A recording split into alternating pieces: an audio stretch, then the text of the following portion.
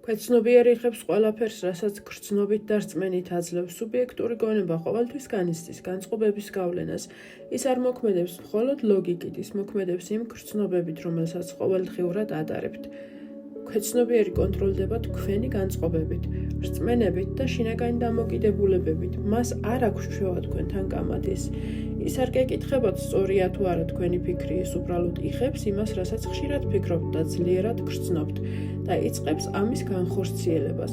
ყველაფერი, რაც თქვენს ცხოვრებაში ხდება, ამა თუ იმ ფორმით დაკავშირებულია იმ ასრებთან, რომლებიც განმეორებით ჩაიბეჭდა თქვენს ქვეცნობიერებაში. დარწმუნება, რწმენა და ემოცია არის ის გზა, რომლითაც აზრი გადადის ქვეცნობიერების სიღრმეში. ქვეცნობიერება ამ მხრივ გავს ნიადაგს. ნიადაგს არ აინტერესებს, რა თესლს ჩააგდებს, სასარგებლოს თუ უსარგებლოს. ის იღებს ყველაფერს და ზრდის იმას, რაც მასში დასთესეს. თუ დათესავ შიშს, გაიზრდება შიში, თუ დათესავ ეჭვს, გაძლიერდება ეჭვი, თუ დათესავ რწმენას, გაჩნდება შესაძლებლობა, თუ დათესავ სიმშვიდეს, ცხოვრება დაიწყებს დალაგებას. ამიტომ ძალიან მნიშვნელოვანია, რას თulis სწორად და რისიც გწამს. ყველაფერი, რასაც ჭეშმარიტად იღებ ქვეცნობიერის მიერ მიიღება, როგორც ბრძანება და შემდეგ ეს შინაგანი პროგრამა შედის შენს ცხოვრებაში, მოვლენების, გამოცდილებების და განმეორებადი სიტუაციების სახით.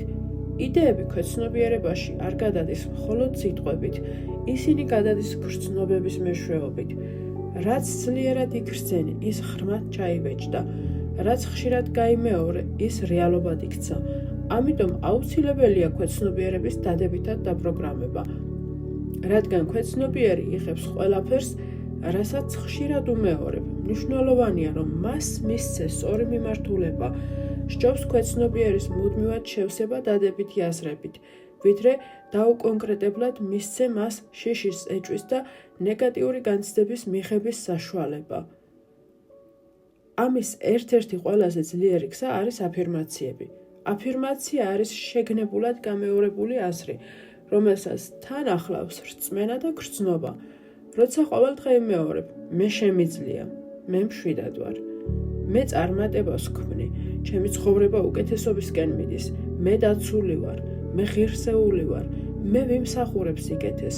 ქვეცნობიერი იწყებს ამ აზრების მიღებას როგორც რეალობის. ნელ-ნელა იცვლება შინაგანი მდგომარეობა და შემდეგ იცვლება გარე სამყაროც.